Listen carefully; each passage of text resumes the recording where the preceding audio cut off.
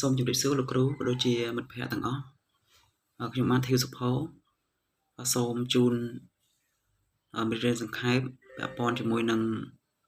ចំពុកទី3បាទចំពុកទី3នេះគឺការវិតម្លៃនៅក្នុងថ្នាក់រៀនប្រកបដោយគុណភាពអញ្ចឹងកន្លែងពាក់ព័ន្ធជាមួយនឹងមេរៀនហ្នឹងគឺគោលបំណងនៃសំខាន់ដល់ចំពុកហ្នឹងគឺចង់ឲ្យគ្រូបរិញ្ញាបត្រយើងយល់ថាការវិតម្លៃហ្នឹងគឺការវិតម្លៃដែលល្អគឺមិនមែនគ្រាន់តែជាការដាក់បន្ទុកនោះទេប៉ុន្តែវាត្រូវតែមានភាពត្រឹមត្រូវនិងភាពជឿទុកចិត្តបានអញ្ចឹងពាក់ព័ន្ធជាមួយនឹងលក្ខណៈនៃការវិតម្លៃគឺវាមានច្រើនអញ្ចឹងលក្ខណៈនៃការវិនិច្ឆ័យនៃជំនាញវិតម្លៃនេះគឺដើម្បីឲ្យវិតម្លៃមួយមានគុណភាពត្រូវផ្អែកទៅលើកត្តាច្រើនទី1គឺគោលដៅសិក្សាច្បាស់លាស់អញ្ចឹងពាក់ព័ន្ធជាមួយគោលដៅសិក្សាច្បាស់លាស់នោះបានន័យថាយើងត្រូវរៀនអំពីចំណេះដឹងជំនាញការត្រិះរិះការឬក៏អាកប្បកិរិយាដោយរបៀបណាហើយពាក់ព័ន្ធជាមួយនឹងចំណុចទី2គឺសុពលភាពនោះគឺចង់សំដៅទៅលើពេលវេលាឬក៏វិញ្ញាសាដែលបានដាក់ចេញមកនោះគឺវាត្រឹមត្រូវទៅតាមស្តង់ដារជាក់ស្ដែងឬអត់បានន័យថាបើសិនជាក្នុងបរិបទដែលយើងក្នុងសតវត្សទី21នេះគឺតើពាក់ព័ន្ធជាមួយនឹងសុពលភាពនៃវិញ្ញាសាហ្នឹងគឺដាក់មកហ្នឹងគឺឲ្យសិស្សហ្នឹងគាត់ធ្វើនៅក្នុងកម្រិតណាជាកម្រិតដែលមានសុពលភាពអត់អញ្ចឹងបានន័យថាបើសិនជាវាហួសសុពលភាពនោះគឺសំដៅទៅលើកម្រិតវិញ្ញាសាហ្នឹងឬក៏ស្តង់ដារនៃការរៀនហ្នឹងបើសិនជាវាហួសសម័យខ្លាំងពេកឬក៏វាសម័យជឿនលឿនខ្លាំងពេកដែលក្នុងបរិយាកាសឬក៏បរិបទដែលយើងបរៀនសិស្សគឺសិស្សគាត់ចាប់អត់បានអាហ្នឹងក៏វាជាបញ្ហាដែរអញ្ចឹងវាគឺជាសុពលភាពក្នុងចំណុចហ្នឹងអញ្ចឹងមួយទៀតគឺការជឿទុកចិត្តបានអញ្ចឹងភាពជឿទុកចិត្តហ្នឹងបានន័យថាតើវាជឿទុកចិត្តបានហ្នឹងអាស្រ័យទៅលើភាពយុត្តិធម៌អញ្ចឹងបានន័យថាតើពាក់ព័ន្ធជាមួយនឹងដំណើរការនៃការប្រឡងហ្នឹងវាត្រឹមត្រូវអត់ហើយពាក់ព័ន្ធជាមួយនឹងលទ្ធផលបន្ទុកហ្នឹងគឺទទួលបានយុទ្ធធម៌អត់សម្រាប់បេក្ខជនម្នាក់ក្នុងការប្រឡងហ្នឹងអញ្ចឹងពាក់ព័ន្ធមួយយុទ្ធធម៌ហ្នឹងគឺសិស្សគ្រប់រូបត្រូវតែមានឱកាសស្មើគ្នាក្នុងការបង្ហាញសមត្ថភាពក៏ដូចជាគ្មានការរើសអើងឬក៏គ្មានការលំអៀងអីនឹងជាដើមអញ្ចឹងចំណុចទី2ធំយើងចូលទៅដល់ការជ្រើសរើសវិធីសាស្ត្រក្នុងការវិតម្លៃអញ្ចឹង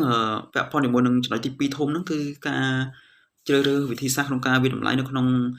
ចំពុកទី3នេះគឺវាមានច្រើនដែលវាមានវិធីសាស្ត្រក្នុងការវិតម្លៃមានដូចជាសំណួរជ្រើសរើសសំណួរជ្រើសរើសហើយទី2សំណួរដែលសិស្សត្រូវបង្កើតឲ្យខ្លួនឯងហើយទី3នេះគឺការវិតម្លៃលើការ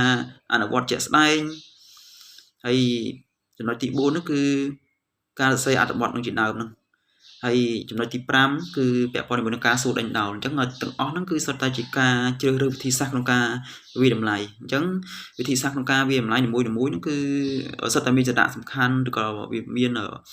ផ្នែកផ្សេងគ្នាផ្នែកផ្សេងនេះចង់សំដៅទៅលើតាក់ទិចឬក៏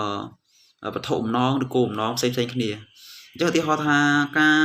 ជ្រើសរើសចម្លើយអញ្ចឹងបានន័យថាឧទាហរណ៍ថានេះដូចជាគុយ CM អញ្ចឹងបើណាយើងចង់ស្ទង់សិស្សរបស់យើងក្នុងការកម្រិតចំណេះដឹងរបស់គាត់គឺយើងដាក់សំណួរទៅមួយយើងដល់ចម្លើយគាត់4គាត់រើសហើយក្នុងចំណោមហ្នឹងអាចនឹងមានសំណួរចម្លើយមួយត្រូវអញ្ចឹងគាត់បើសិននៅក្នុងលក្ខខណ្ឌសិស្សយើងអាចរើសត្រូវឬខុសយើងអាចវាតម្លៃឲ្យគាត់តាមហ្នឹងអញ្ចឹងការវាតម្លៃទី2គឺការផ្អែកទៅលើសំណួរដែលសិស្សត្រូវបង្កើតឲ្យខ្លួនឯងអញ្ចឹងសំណួរដែលសិស្សត្រូវបង្កើតឲ្យខ្លួនឯងចង់ដល់ទៅថាដូចជាសំណួរឆ្លោះបញ្ចាំងដែរអញ្ចឹងគាត់ន័យថាទៅពេលដែលគាត់បានរៀនសូត្រហើយតើគាត់អាចឆ្លោះបញ្ចាំងទៅខ្លួនឯងរបៀបមិនវិញថាគាត់មានចំណុចខ្លាំងកន្លែងណាឬក៏ចំណុចខ្សោយកន្លែងណាហើយទាំងអស់ហ្នឹងហើយគឺជាចំណុចដែលគាត់អាចឆ្លោះបញ្ចាំងខ្លួនឯងឃើញគឺជាការបង្កើតសំណួរក៏ដូចជាការឆ្លើយមកខ្លួនឯងវិញ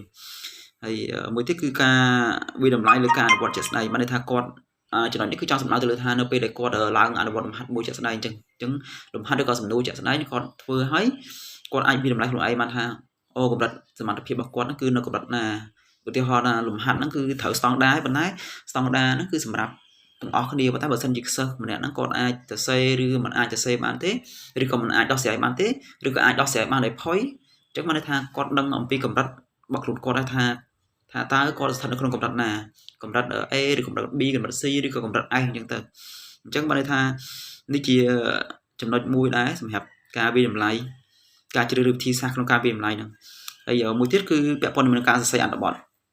ចំណុចទី4គឺការសេអនុប័ណ្ណបានន័យថាទៅសេអនុប័ណ្ណក្នុងដូចថាគ្រូបរៀនតោះឋានៈទី5គាត់បរៀនសិស្សឲ្យសិស្សចេះអ្វីមួយគឺថាចេះពិពណ៌នាអំពីតួអង្គឬក៏ពណ៌នាអំពីព្រឹត្តិការណ៍អីចឹងបើសិនជាគ្រូដាក់ឲ្យទៅសិស្សគាត់អាចធ្វើបានឬក៏មិនអាចធ្វើបានអាហ្នឹងបានន័យថាជាការវិតម្លៃមួយដែរអញ្ចឹងពាក់ព័ន្ធជាមួយនឹងការសរសេរអត្ថបទក៏ជាការវិធីសាស្ត្រក្នុងការវិតម្លៃមួយដែរហើយមួយទៀតគឺការជជែកសួរដេញដោលបានន័យថានៅក្នុងម៉ោងបរៀនហ្នឹងគ្រូបរៀនអាចសួរសិស្សដេញដោលសិស្សបានក្នុងគោលបំណងថាឲ្យសិស្សគាត់អាចចាប់បានឬចាប់មិនបានគឺនៅអាស្រ័យលើការសួរដេញដោលនោះដែរបើសិនជាការសួរដេញដោលជាក់ស្ដែងគាត់អាចសួរទៅសិស្សអាចឆ្លើយបានគ្រូអាចសន្មត់ថាសិស្សគាត់ចេះហើយឬក៏បើសិនជាគ្រូសួរទៅសិស្សគាត់នៅមានភាពស្ទាក់ស្ទើរមិនអាចទាន់ឆ្លើយបានទេ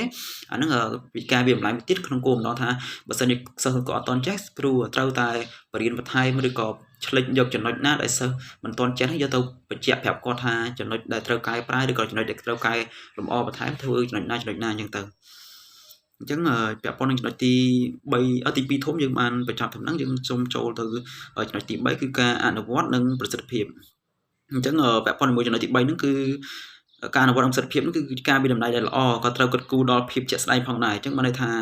ការអនុវត្តនិងប្រសិទ្ធភាពគឺយើងត្រូវគិតអំពីពេលវេលាបានន័យថាគិតអំពីពេលវេលាបានន័យថាបើសិនជាយើងអត់គិតពីពេលវេលាទេគឺវាមិនល្អទេដោយសារតែនៅពេលដែលយើងដាក់ឧទាហរណ៍ថាយើងដាក់ឲ្យសិស្សប្រឡងឧទាហរណ៍ចុះថាយើងដាក់វិញ្ញាសាមួយស្តង់ដារវា1ម៉ោងកន្លះឬក៏1ម៉ោងបើសិនជាសិស្សធ្វើតែត្រឹមរយៈពេល20នាទីហើយបានន័យថាវិញ្ញាសាកម្រិតវិញ្ញាសាយើងហ្នឹងគឺមិនត្រូវស្តង់ដារទេអានេះជាចំណុចមួយមួយទៀតបើសិនជាក្នុងលក្ខខណ្ឌយើងដាក់ទៅ1ម៉ោងតែសិស្សធ្វើ1ម៉ោងអត់ហើយទេគាត់ធ្វើបានត្រឹម20ឬ30%ទេគឺបានន័យថាកម្រិតវិញ្ញាសារបស់យើងហ្នឹងគឺក៏ជាកម្រិតដែលមិនល្អដែរបានន័យថាសិស្សទីទូទៅវាខុសស្តង់ដារហើយអញ្ចឹងការអនុវត្តហ្នឹងគឺវាគ្មានប្រសិទ្ធភាពទេអញ្ចឹងពាក់ព័ន្ធជាមួយនឹងពេលវេលាហ្នឹងគឺយើងសំខាន់ណាស់បានន័យថាយើងត្រូវរៀបចំវិញ្ញាសារបៀបម៉េចឬក៏លំហាត់របៀបម៉េចឲ្យវាត្រូវជាមួយស្តង់ដារជាមួយនឹងពេលវេលាដែរដើម្បីទទួលបានប្រសិទ្ធភាពអញ្ចឹងចំពោះចំណុចមួយទៀតយើងចូលទៅដល់ភាពងាយស្រួលក្នុងការដាក់បន្ទុកបានន័យថាងាយស្រួលក្នុងការដាក់បន្ទុកចង់សំដៅទៅលើថាលំហាត់ឬក៏វិញ្ញាសាណាមួយដែលយើងដាក់គឺមានភាពច្បាស់លាស់មិនថាពេច7មិនអាចវាអាចបកស្រាយបានច្រើនផ្លូវវាក៏ជាឧបសគ្គដែរអញ្ចឹងបានថាយើងដាក់ទៅក្នុងគោលបំណងថា flow របស់យើងគឺអាចឲ្យសិស្សបកស្រាយមកចំណុច2ចំណុចឬក៏មកផ្លូវ2ផ្លូវឲ្យដល់ចំណុចគោលដៅដែលយើងចង់បានគឺអាហ្នឹងយើងងាយស្រួលក្នុងការដាក់បន្ទុកឲ្យសិស្សបើបើសិនជាក្នុងលក្ខខណ្ឌដែល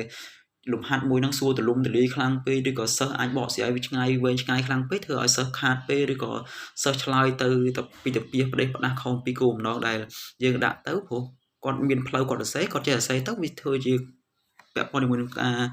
ងារហ្នឹងគឺវាជាខុសក្នុងការដាក់បន្ទុករបស់យើងព្រោះពាក់ព័ន្ធមួយការដាក់បន្ទុករបស់យើងវាត្រូវមានចំណុចថាគាត់ធ្វើដល់កបាន1ធ្វើដល់ខបាន2ធ្វើដល់កបាន3ទៅដល់ពេលលទ្ធផលយ៉ាងក្រោយក៏ត្រូវបានបន្ទុកស្រុកបានទៅហ្នឹងវាគឺជាការងាយស្រួលដាក់បន្ទុកមួយអញ្ចឹងពាក់ព័ន្ធជាមួយនឹងវិញ្ញាសាយើងដាក់ក៏ជាចំណុចស្តង់ដារមួយដែរយើងត្រូវគិតចំណុចហ្នឹងដែរថាត្រូវ flow វាមិនយើងត្រូវគិតឲ្យច្បាស់ថាបន្ទុកដែលយើងត្រូវដាក់គឺរបៀបយ៉ាងម៉េចកុំឲ្យគាត់ធ្វើផ្លូវផ្សេងយើងដាក់បន្ទុកផ្លូវផ្សេងហ្នឹងវាមិនមែនជាប្រសិទ្ធភាពក្នុងការអនុវត្តទេអញ្ចឹងមកដល់ចំណុចមួយទៀតគឺចំណុចទី4ធំពាក់ព័ន្ធជាមួយនឹងផលវិជ្ជមានហ្នឹងគឺសំដៅទៅលើការវិតម្លៃដែលមានគុណភាពខ្ពស់គួរតែផ្ដល់ផលល្អដល់ការរៀនរបស់សិស្សធ្វើឲ្យសិស្សចង់រៀនជាងមុនអញ្ចឹងបានន័យថាផលវិជ្ជមានហ្នឹងគឺការវិតម្លៃហ្នឹងគឺមិនមែនធ្វើឲ្យសិស្សភ័យខ្លាចទេការវិតម្លៃគឺធ្វើឲ្យសិស្សចង់រៀនជាងមុនធ្វើឲ្យសិស្សចាប់អារម្មណ៍ការរៀនសូត្រធ្វើឲ្យសិស្សស្រឡាញ់ការចេះដឹងធ្វើឲ្យសិស្សនឹងមានអារម្មណ៍ថាភាពកក់ក្ដៅជាមួយនឹងគ្រូបរៀនអញ្ចឹងបើសិនជាការវិតម្លៃរបស់យើងធ្វើឲ្យសិស្សភ័យខ្លាចនោះមិនមែនជាការវិតម្លៃទេហើយមួយទៀតការបង្រៀនរបស់គ្រូជួយឲ្យគ្រូដឹងថាគួរតែកែសម្រួលការបង្រៀននឹងត្រង់ចំណុចណាអានេះគឺជាចំណុចមួយដែលសំខាន់បានន័យថាពាក់ព័ន្ធជាមួយនឹងគ្រូបង្រៀនគឺជួយឲ្យគ្រូគាត់បានដឹងថាគាត់អាចកែសម្រួលចំណុចណាអាចឲ្យសិស្សចាប់បានចំណុចណាដែលគាត់បរៀនទៅសិស្សចាប់អត់បានឬក៏ចំណុចណាផ្ទាល់ដែលលោកគ្រូបរៀននៅសពេចសពិលទៀតគឺมันជារឿងល្អទេអញ្ចឹងពាក់ព័ន្ធជាមួយនឹងចំណុចទី4ហ្នឹងគឺមានផលវិជ្ជមានហ្នឹងគឺសម្រាប់សិស្សផងសម្រាប់គ្រូផងសម្រាប់សិស្សហ្នឹងគឺ ឲ្យសិស្សចង់រៀនដូចជាខាងលើដែរគឺឲ្យសិស្សចង់រៀនមិនមែនឲ្យសិស្សភ័យខ្លាចទេហើយពាក់ព័ន្ធជាមួយនឹងចំណុចគ្រូគឺគ្រូអាចកែលម្អវាតម្លៃខ្លួនឯងបានថាតើកម្រិតនៃការរៀនបរិញ្ញាបត្ររបស់គាត់ហ្នឹងគឺសិស្សអាចទទួលយកបានប៉ុណ្ណាហើយមានភាពសុក្រិតភាពត្រឹមត្រូវមានភាពច្បាស់លាស់ប៉ុណ្ណាអញ្ចឹងពាក់ព័ន្ធជាមួយនឹងចំពុកទី3នេះគឺពាក់ព័ន្ធជាមួយនឹងមេរៀនការវិតម្លៃក្នុងថ្នាក់រៀនប្រកបដោយគុណភាពនេះគឺខ្ញុំសូមបញ្ចប់ត្រឹមហ្នឹងគឺសូមជម្រាបសួរលោកគ្រូម្ដងទៀតម្ដងអរគុណ